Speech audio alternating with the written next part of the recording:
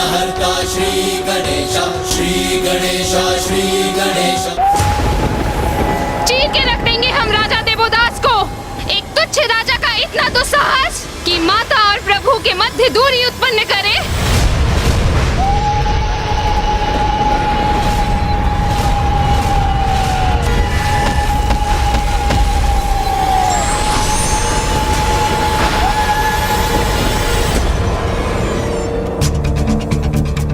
भैया, इससे पूर्व की योगिनी माताएं क्रोध में आकर कुछ अनुचित कर दे और पिताश्री का क्रोध चरम पर पहुंच जाए। हमें इस स्थिति को किसी प्रकार संभालना होगा। हाँ गणेश, हमें यथाशीघ्र वहाँ पहुँचना चाहिए। पुत्र गणेश, पुत्र कार्तिकेय, योगिनियां अत्यंत कुपित हैं। क्रोधावेश की उनकी इस अवस्था में उन्हें रोकना असंभव है। इसीलिए अभी उन्हें शांत करने का प्रयास का परिणाम तो और भी विध्वंसक होगा। कभी कभी जब स्थिति नियंत्रण से बाहर हो जाए तो उचित यही होता है कि उसमें हस्तक्षेप ना किया जाए, अन्यथा संकट और भी बढ़ सकता है। तो क्या आपका यही सुझाव है फूफा जी कि इस संकट को टालने के लिए हम कुछ ना करें, हाथ पर हाथ धरे बैठे रहें? नहीं भैया, हम ऐसा कदापि नहीं करेंगे। किंतु फूफा जी उचित कहते हैं, कदाचित इस समय योगिनी माताओं को हमारे समझाने का प्रयास अग्नि में घृत के ही समान होगा। इसलिए संकट का समाधान उचित युक्ति से करना होगा, और वो युक्ति मुझे सूझ चुकी है।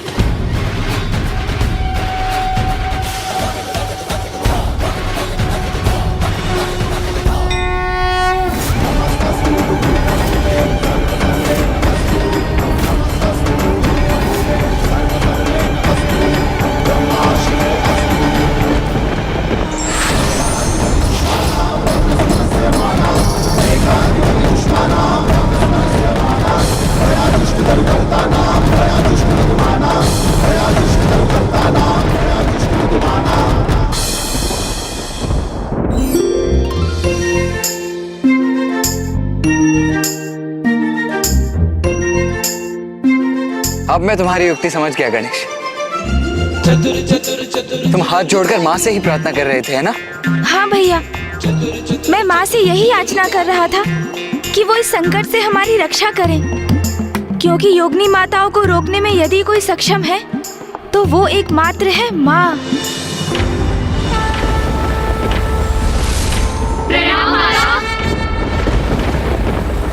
काशी में प्रवेश कर इस शांत पावन स्थल की शांति भंग करने का दुस्साहस कैसे किया तुम सभी ने?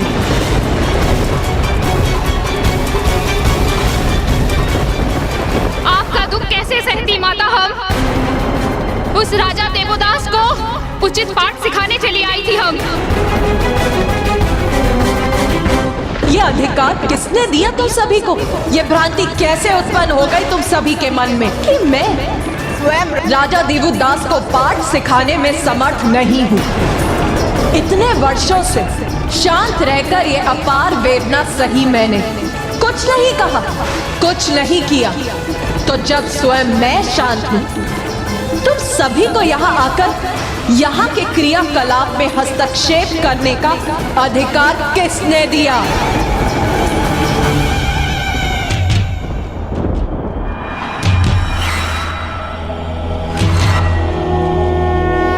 महादेव ने वचन दिया था राजा देवोदास को, और महादेव के वचन की गरिमा में कदापि भंग होने नहीं दूंगी। समझ गई ना तुम सभी? हम समझ गए माता, हमें क्षमा कर दीजिए।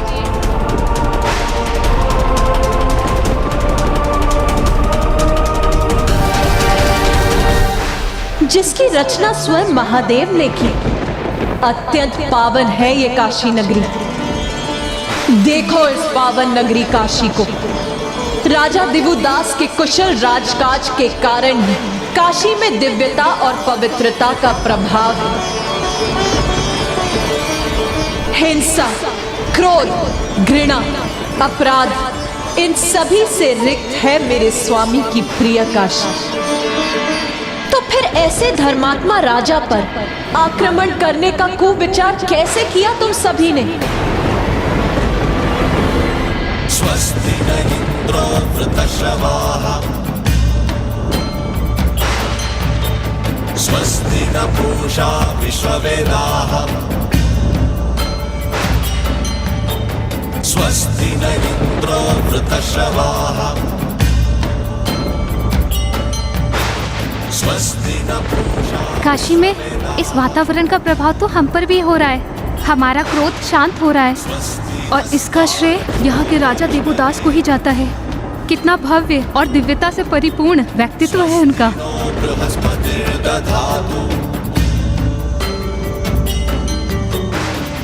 काशी के इस दिव्य वातावरण में तो हमें भी आनंद और शांति का अनुभव हो रहा है। किसी भी दुख और विषाद से परे ऐसे परम सुख का आभास हो रहा है जैसे सदा के लिए यही वास करने की इच्छा जागृत हो गई है तुम सभी के मन में।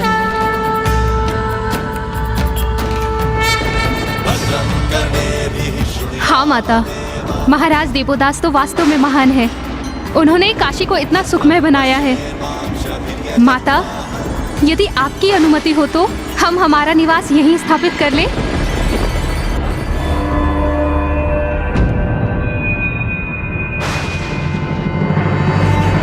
अवश्य पुत्रियों, मैं तुम सभी को इस पवन पावन काशी में निवास करने की सहर्ष अनुमति देती हूँ। धन्यवाद माता।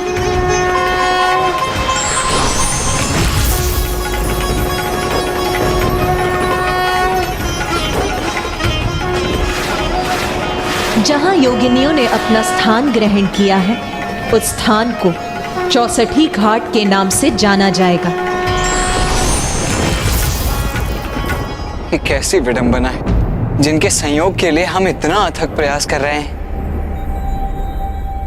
वही हमारे इस प्रयोजन में बाधा बन रहे हैं। यहाँ हम राजा दिवोदास को काशी से दूर करने के लिए इतने प्रयत्नशील हो रहे हैं और उसके विपरीत माता और पिताश्री तो उनके ही सहायक बन रहे हैं। हाँ भैया, किंतु यही तो धर्म की शक्ति है। इसी प्रकार तो ईश्वर अपनी पीड़ा और अपने कष्टों को अनदेखा कर अपने भक्तों के लिए कुछ भी करने के लिए प्रस्तुत हो जाते हैं। मुझे ज्ञात है माँ, आप पिताश्री के दर्शन के लिए कितनी अधीर हैं, किंतु फिर भी आपने योगिनी माताओं द्वारा राजा देवोदास को कोई क्षति नहीं पहुँचने दी और एक बहुत बड़े महासंकट को टाल दिया। उसके लिए आपको कोटि कोटि धन्यवाद माँ। पुत्र गणेश, ये तो मेरा सर्वोच्च कर्तव्य है। मैं अपने स्वामी से भेंट करने के लिए आतुर हूँ, अधीरता से उनकी प्रतीक्षा कर रही हूँ, किंतु स्वामी ने राजा देवोदास को काशी के राज्य का कार्यभार सौंपा है और जो भी राजा देवोदास पर आक्रमण करेगा उसे मेरे प्रचंड क्रोध का सामना करना पड़ेगा। मैं कभी भी स्वामी के प्रिय काशी की सुरक्षा और पवित्रता पर कोई आंच नहीं आने दूंगी।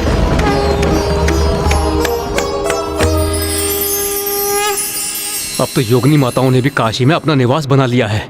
अग्निदेव, इसे आप अपना सौभाग्य मानिए कि माता ने योगिनी माताओं को राजा देवोदास पर प्रहार कर उन्हें किसी भी प्रकार की क्षति पहुंचाने से रोक दिया।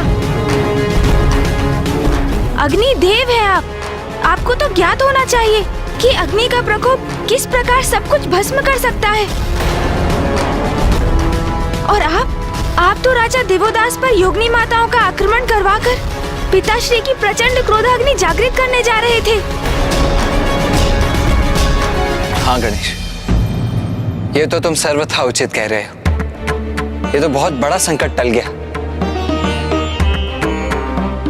किंतु गणेश, अब पुनः हम वहीं के वहीं हैं जहां से हमने आरंभ किया था। हमारी समस्या तो अभी भी जहां की तहां ही है। ओम नमः शिवाय, ओम नमः शिवाय। और अब हमारे पास अधिक समय भी शेष नहीं है। ऋषि जगेश्वरी की स्थिति तो निरंतर गंभीर होती जा रही है।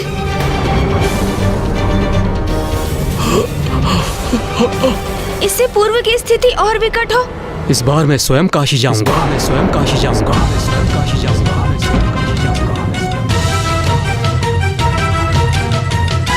अच्छा, अब आप वहां जाएंगे, परंतु वहां आप करेंगे क्या? मैं तो जो पूर्व में हुआ उसी से चिंतित हूं। पहले देवराज इंद्र वहां गए, उन्होंने महादेव में क्रोध उत्पन्न कर दिया। फिर योगनिया, उन्होंने देवी आदिशक्ति में रोष उत्पन्न कर दिया और सूर्यदेव तो वहीं वास करने लगे। अब आप वहां जाने के लिए तत्पर हैं। कुछ उपाय है आपके पास? क्या करेंगे आप वहां? नारायण का प्रश्न सर्वथा उचित है ब्रह्मदेव।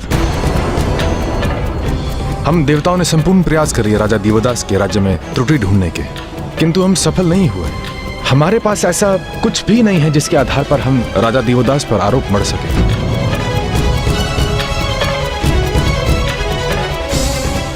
तो आप वहां जाकर क्या करेंगे ब्रह्मदेव? ये स्थिति मेरे कारण ही उत्पन्न हुई है।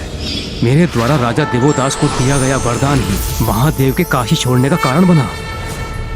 तो इसका समाधान ढूंढना भी अब मेरा ही कर्तव्य है। राजा देवदास के धर्म पालन की अत्यंत कठिन परीक्षा लूंगा मैं। हम सभी ने राजा देवदास के राज्य में जाकर त्रुटियां खोजने का प्रयास किया और सभी असफल रहे। किंतु इस बार परीक्षा के लिए राज्य नहीं, अपितु राजा स्वयं होगा। हाँ, इस बार राजा देवदास की परीक्षा ली जाएगी और मुझे विश्वास है कि वो इस कठिन परीक्षा में कभी सफल नहीं हो पाएंगे।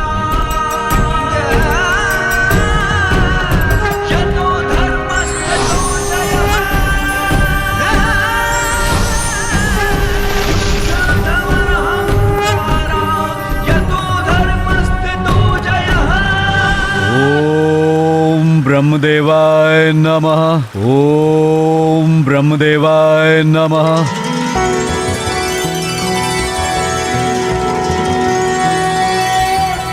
शान्ताकारं भुजगशयनं पद्मनाभं सुरेशं विश्वाकारं गगनसदृशं मेघवर्णं शुभांगं लक्ष्मीकान्तं कमलनयनं योगिहृदध्यानगम्यं वन्दे विष्णुं भवभयहरं सर्वलोकैकनाथम्।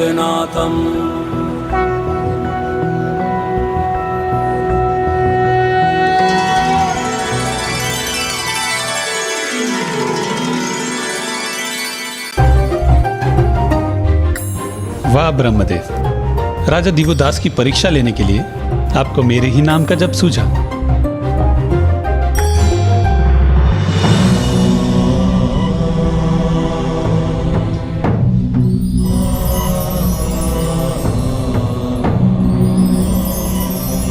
कितने दिव्य हैं ये ब्राह्मण देवता।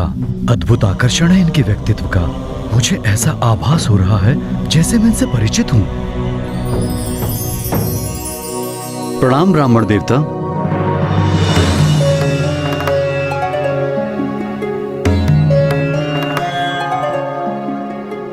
प्रणाम। क्या आप काशी में नवागंतुक हैं? हाँ, मैं ब्राह्मण प्रज्ञान हूँ। बहुत दूर से एक विशेष प्रयोजन से काशी आया हूँ। मुझे बताइए ब्राह्मण देवता कि आपका विशेष प्रयोजन क्या है? कदाचित मैं आपकी सहायता कर सकूं। मेरी सहायता यहाँ एक ही व्यक्ति कर सकता है। वो हैं काशी नरेश महाराज देवदास। क्योंकि मैंने काशी में महायज्ञ करने का संकल्प लिया है। पर इस महायज्ञ में काशी के महाराज देवदास को मेरी सहायता करनी होगी। मैंने उनकी धर्मपरायणता के बारे में बहुत सुना है, किंतु क्या ब्राह्मण देवता? किंतु मुझे उनसे भेंट करने में संकोच हो रहा है। वो चाहे कितने ही धर्मनिष्ठ क्यों ना हो, है तो वो राजा ही ना। और एक राजा भला एक दरिद्र ब्राह्मण की सहायता क्यों करेगा? फूफा जी ने ऐसी योजना बनाई है जिससे राजा देवदास भावुक होकर विवश हो जाएंगे। आपकी सहायता करना तो मेरा परम सौभाग्य होगा ब्राह्मण देवता। मेरी सहायता? मैं कुछ समझा नहीं। आप मेरी सहायता क्यों करेंगे?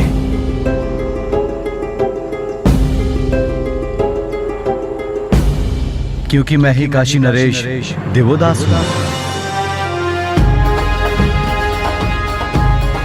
आप मेरे राज्य में यज्ञ करेंगे, मुझे अत्यंत हर्ष होगा।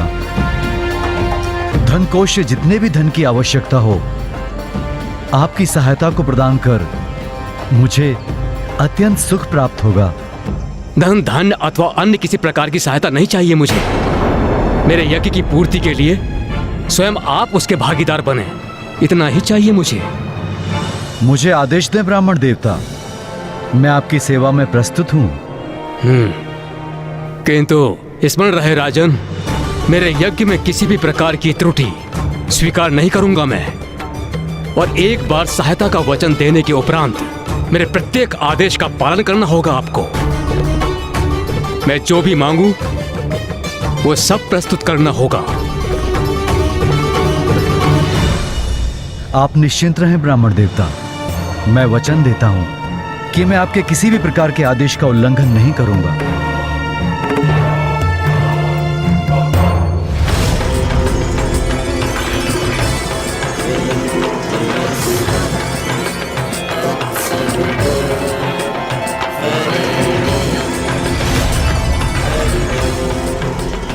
यज्ञ की सभी व्यवस्था तो ब्राह्मण देवता के आदेश के अनुरूप ही हो रही है। चंदन, फल फूल आदि सभी प्रस्तुत हैं यहाँ, इसलिए जब वो स्नान के उपरांत लौटेंगे तो अवश्य संतुष्ट और प्रसन्न होंगे। ये ब्रह्मदेव कर क्या रहे हैं? राजा देवोदास से मात्र यज्ञ की व्यवस्था करवा रहे हैं। इंद्रदेव, ये कोई साधारण यज्ञ नहीं, महायज्ञ है, जिसकी व्यवस्था में तनिक भी त्रुटि हो जाए तो उसका भयंकर महापाप लगता है। और यदि ऐसा हुआ तो राजा देवोदास को मात्र काशी का ही परित्याग नहीं करना होगा, अपितु उन्हें नरक भोगना होगा।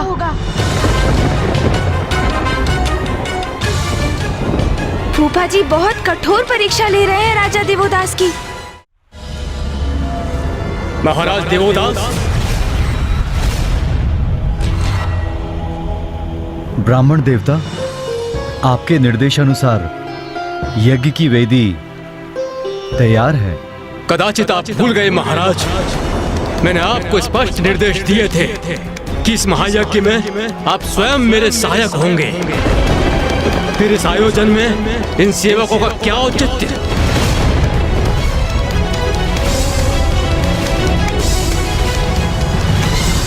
क्षमा करें ब्राह्मण देवता, आप जो आदेश देंगे मैं वो कार्य स्वयं करूंगा।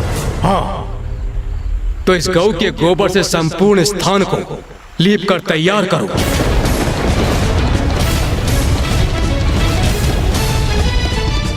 उचित है ब्रह्मदेव, आपने कार्य भी किया तो कैसा। एक राजा गौ का गोबर अपने हाथों में लेकर कभी उसे मैला नहीं करेगा। अब अवश्य त्रुटि होगी धर्मनिष्ठ राजा देवोदास से।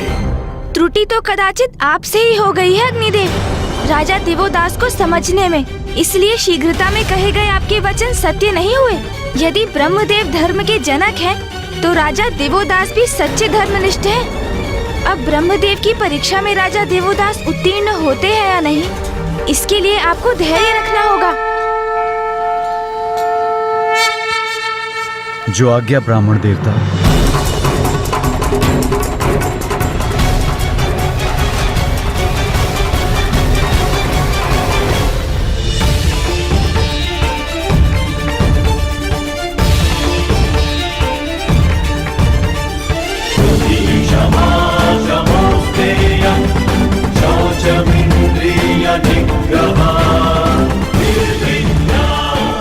राजा होने पर भी कितने विनम्र हैं ये। एक शक्तिशाली राजा धर्मनिष्ठ होने के साथ साथ विनम्र भी बना रहे तो उसके राज्य पर कोई संकट नहीं आ सकता। उसका राज्य चिरकाल तक स्थापित रहता है। राजा देवोदास ने इस परीक्षा में सफल होकर ये प्रमाणित कर दिया कि उनके स्वभाव में अहंकार लेश मात्र भी नहीं।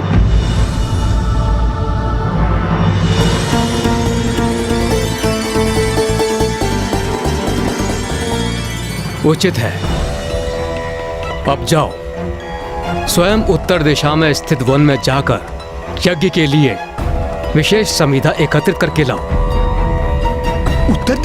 उत्तर दिशा में स्थित वन से समिधा लाने के लिए महाराज को बहुत ही कठोर और दुर्गम यात्रा करनी होगी। उत्तर दिशा के वन तो काशी से अत्यंत दूर है। ये अकेले कैसे संपन्न कर पाएंगे? महाराज, आपकी सहायता हेतु अपने साथ चलने की अनुमति दीजिए। नहीं, तुम लोग यहीं रुकोगे ब्राह्मण देवता के पास। ये काम कठिन है, विषम है, संकटों से भरा है, किंतु ब्राह्मण देवता के महायज्ञ के लिए मेरे अकेले जाकर संविधा लाना अति आवश्यक है। इसलिए जो ये चाहते हैं वैसा ही होगा। मेरा यज्ञ शीघ्र ही आरंभ होने वाला है, इसलिए स्मरण रहे राजा देवोदास, प्रथम प्रहर तक यज्ञ के लिए समिधा मिल जानी चाहिए, अन्यथा वो स्वीकार नहीं होगा।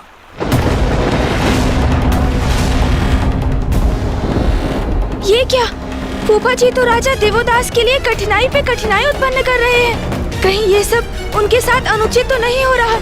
क्योंकि फूफा जी को यज्ञ के लिए जो समिधा चाहिए वो उन्हें प्रथम प्रहर तक मिल जानी चाहिए, किंतु इतने अल्प समय में ये राजा देवोदास के लिए कैसे संभव हो पाएगा?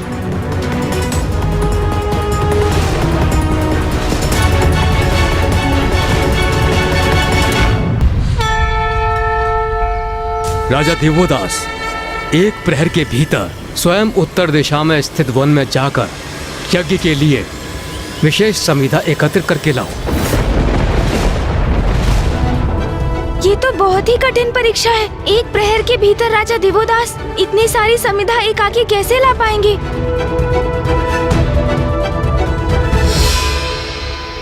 महाराज, आपकी सहायता हेतु अपने साथ चलने की अनुमति दीजिए। नहीं, तुम लोग यहीं रुकोगे ब्राह्मण देवता के पास। ये कार्य कठिन है, विषम है, संकटों से भरा है, किंतु ब्राह्मण देवता के महायज्ञ के लिए मेरे अकेले जाकर समिधा लाना अति आवश्यक है।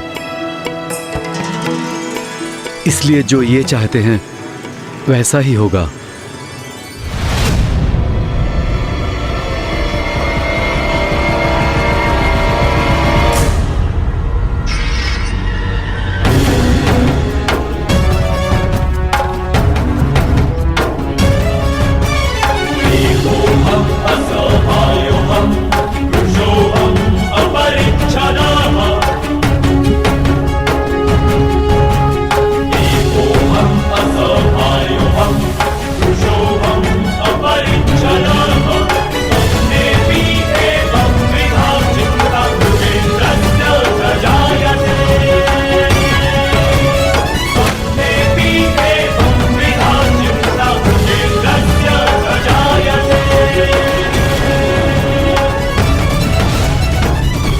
राजा देवदास तो ब्रह्मदेव के प्रत्येक आदेश का बड़ी निष्ठा और समर्पण से पालन कर रहे हैं।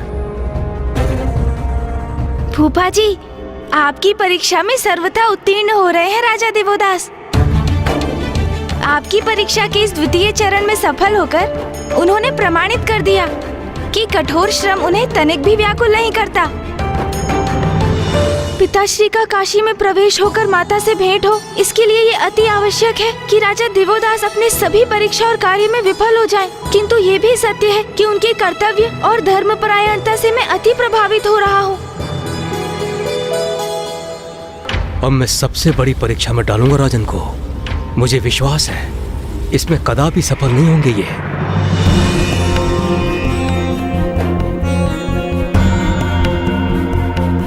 महाराज देवोदास, ये सब तो सरल कार्य थे, किंतु अब यज्ञ के लिए जो वस्तुएं चाहिए वो अत्यंत ही महत्वपूर्ण है। आज्ञा दें ब्राह्मण देवता। मुझे अभी सप्त सिंधुओं और सप्त नदियों का जल चाहिए।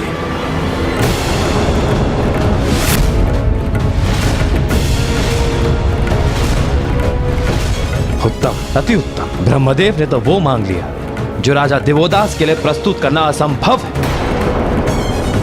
वर्षों बीत जाएंगे उन्हें सप्त सिंधुओं एवं सप्त नदियों का जल प्राप्त करने में, लेकिन ब्रह्मदेव ने तो वो अभी लाने को कहा है। अब राजा देवोदास को अपनी असफलता स्वीकार करनी ही होगी।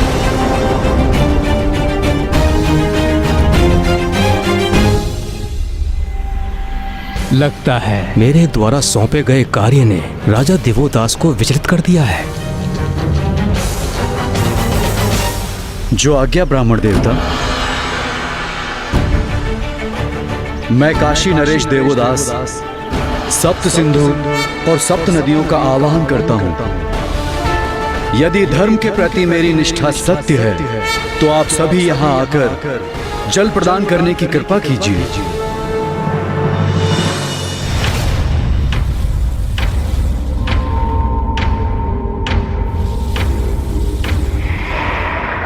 क्या हुआ वरुण देव? आप अचानक इतने स्तब्ध क्यों रह गए? ये कैसी दिव्य और अद्भुत पुकार है जो मुझे राजा देवोदास के लिए बाध्य कर रही है। मुझे क्षमा कीजिए महादेव, किंतु मुझे जाना ही होगा।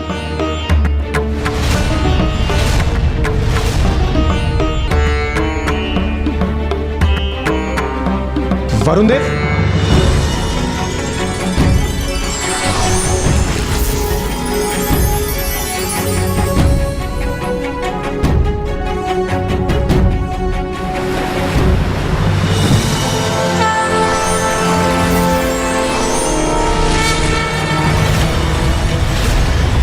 प्रणाम वरुण देव। मैं समुद्र देव आपको सप्त सिंधुओं का जल प्रदान करता हूं।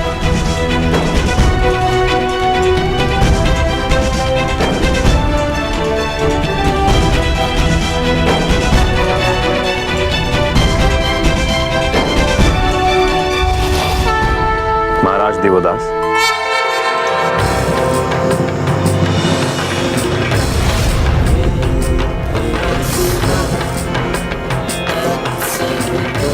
प्रणाम वरुण देव।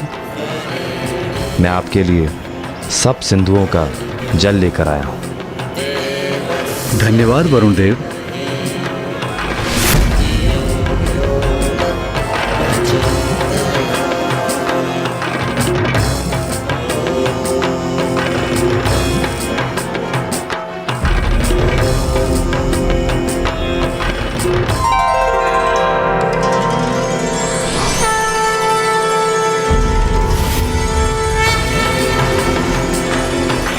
प्रणाम माँ गंगा। कल्याण हो। मैं यहाँ आपके लिए सप्त नदियों का जल प्रस्तुत करने आई हूँ। धन्यवाद माता।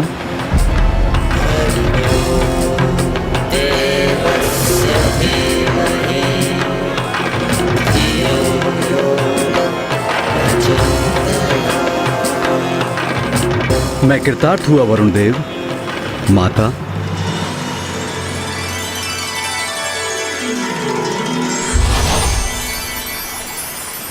सप्त सिंधु और सप्त नदियों का जल प्रस्तुत है ब्राह्मण देवता।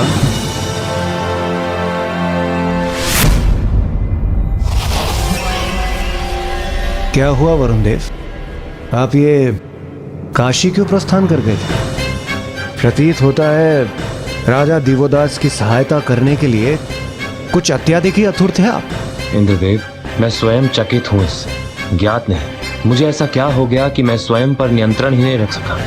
यही तो विशेषता है राजा दिवोदास की भक्ति की। वो अपने धर्म और कर्तव्य के प्रति इतने आस्थावान हैं कि उन्होंने वरुण देव को भी उनकी प्रार्थना की पुकार सुनने के लिए विवश कर दिया। अपने इस तृतीय कार्य को भी सफलतापूर्वक संपन्न कर अपने धर्म की शक्ति से राजा दिवोदास ने वो कर दिखाया जो सर्वथा असंभव था, अर्थात उन्होंने एक विशेष चमत्कार ही कर दिया। इसलिए हमने ये मानकर कि इतनी कठिन परीक्षा में राजा दिवोदास सफल नहीं होंगे, ये आंकने में हम सभी ने शीघ्रता कर दी।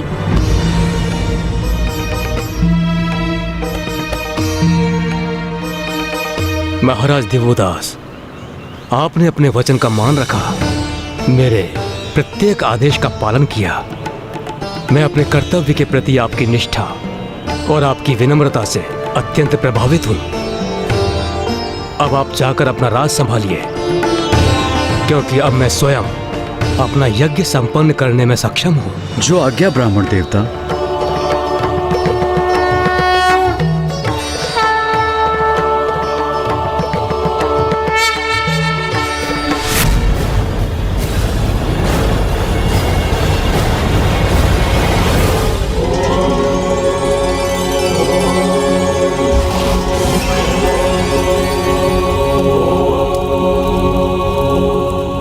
ये क्या?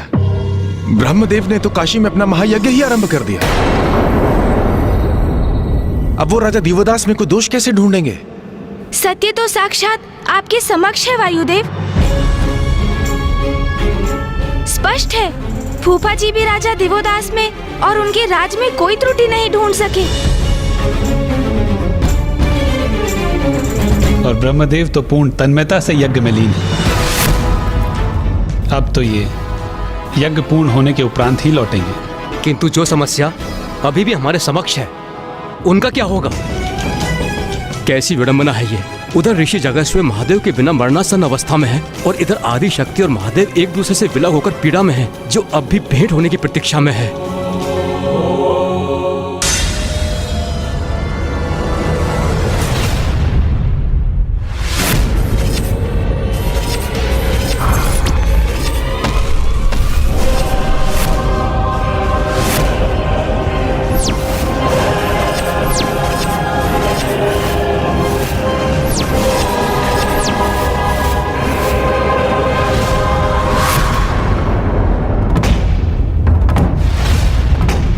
मामा जी क्या हुआ?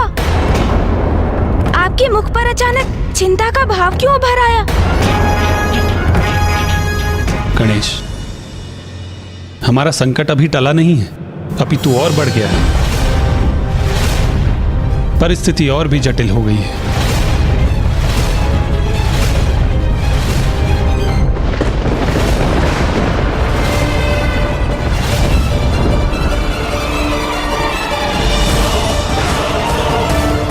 ये स्वर्ग के वातावरण में परिवर्तन कैसा?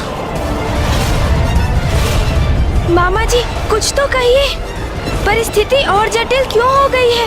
क्या देखा आपने जिससे आप इतने गहन चिंता में डूब गए हैं मामा जी?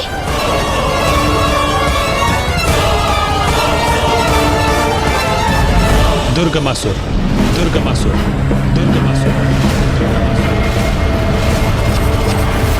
दुर्गमासुर?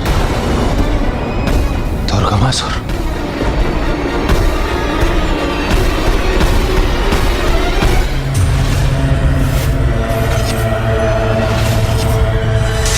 मामा जी ये कौन है दुर्गमासुर? असुर रुरु का पुत्र, शुंभ निशुंभ की सेना का वो असुर महायोद्ध, जिसका वध माता ने अपने मां काली के स्वरूप में किया था।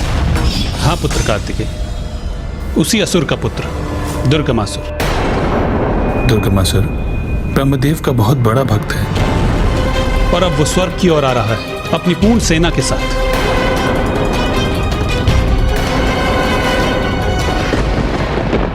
अर्थात वो दुष्ट अपने पिता के वध का प्रतिशोध लेने का इच्छुक है। ये मूर्ख असुर पूर्व उदाहरणों से ये क्यों नहीं समझ लेते? धर्म पर अधर्म की विजय कदापि संभव नहीं है।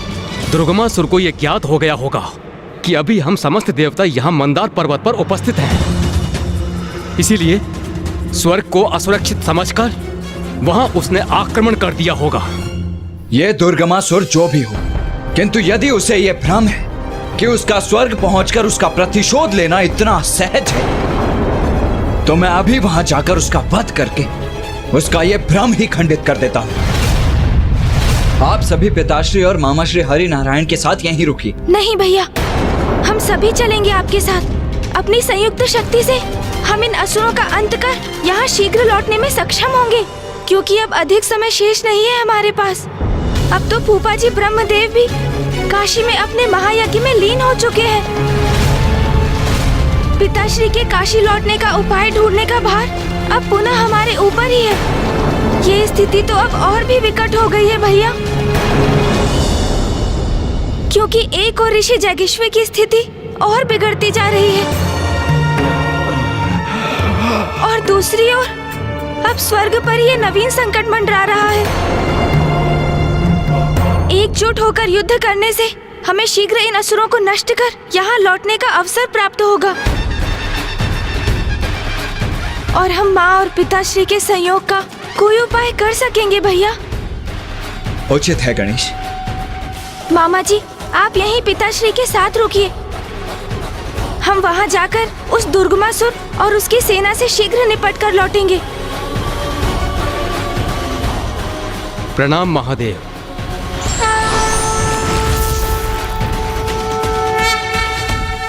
ब्रह्मदेव की भक्ति की आड़ में अवश्य ये दुर्गमासुर स्वर्ग पर अधिकार करने ही नहीं, कोई उससे भी बड़ा संकट उत्पन्न करने जा रहा है।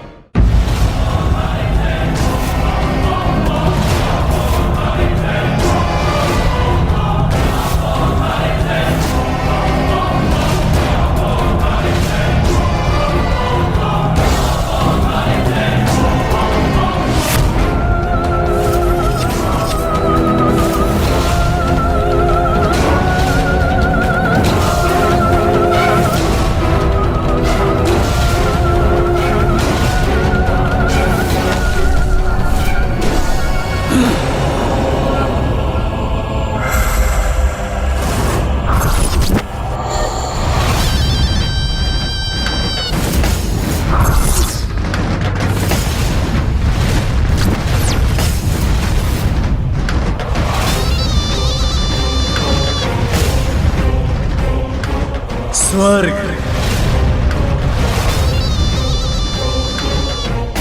स्वर्ग, मेरा स्वर्ग।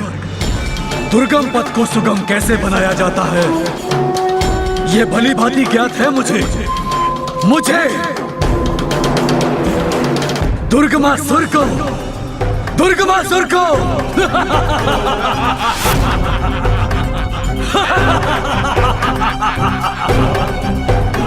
मेरा स्वर्ग, मेरा स्वर्ग।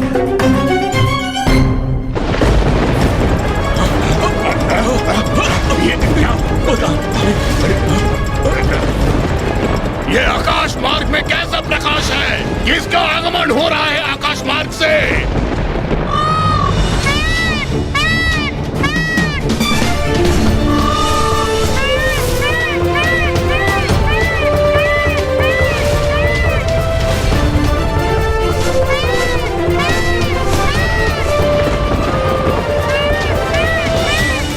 दुष्ट असुरों, यहाँ तक पहुँचकर तुमने अपनी मृत्यु को आमंत्रित किया है। अब मैं तुम सभी को स्वर्ग नहीं, यमलोक की यात्रा पर भेजूंगा।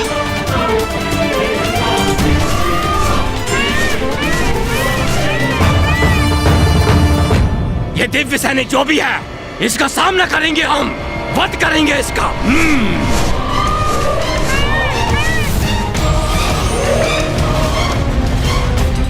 दुष्ट असुरों, अब तैयार हो जाओ अपने काल से भेंट करने के लिए।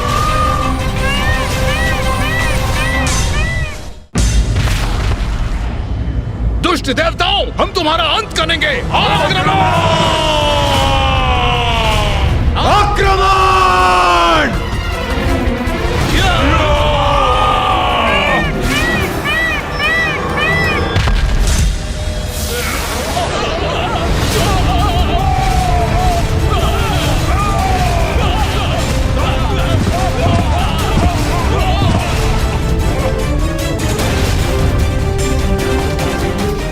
बहुत समय से अपने युद्ध कौशल का प्रदर्शन करने के लिए आतुर हो रहा था मैं।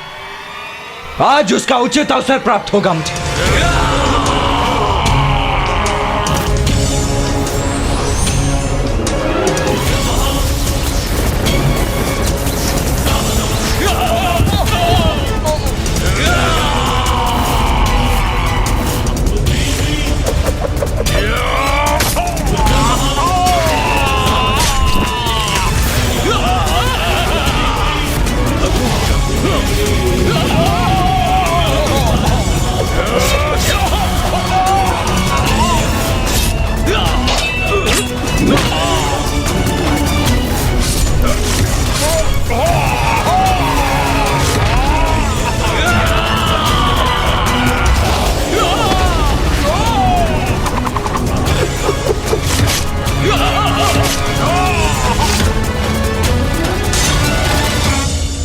अनुज, गणेश कहाँ रह गया?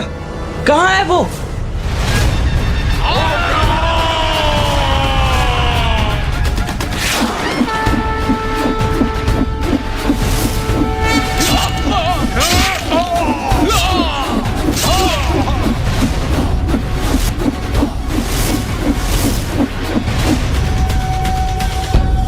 मैं यही हूँ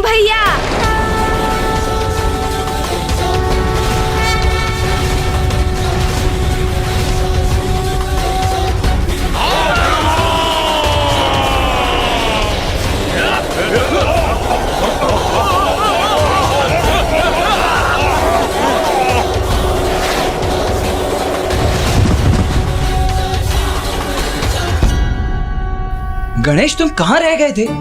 भैया, आप तो अपने पूर्ण क्रोधावेश में मयूर जी पर आरूढ़ होकर यहाँ के लिए निकल पड़े, किंतु मेरे वाहन मूषक जी तो काशी में ऋषि जगेश्वर के साथ ही स्थित हैं। इसलिए मुझे यहाँ पहुँचने में थोड़ा अधिक समय लग गया भैया। किंतु चिंता मत कीजिए, विलंब अवश्य हुआ है मुझे यहाँ पहुँचने में, किंतु इन असुरों का संहार करने में मैं आपसे पीछे नहीं रहूँगा भैया। आओ असुरों आओ, करो हमारा सामना।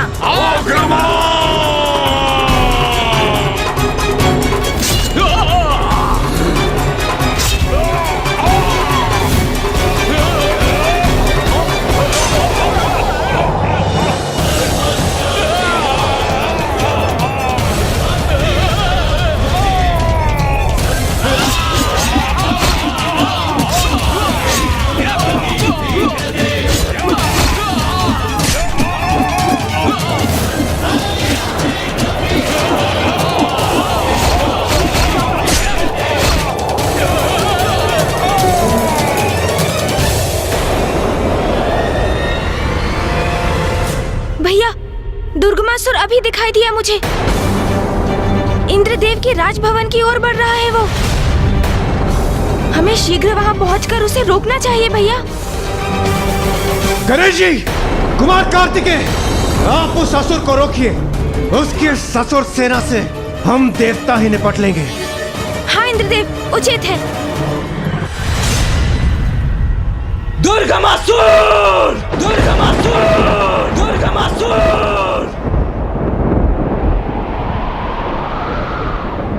भीरू की भांति अपने युद्ध से पलायन कर रहे हो तुम।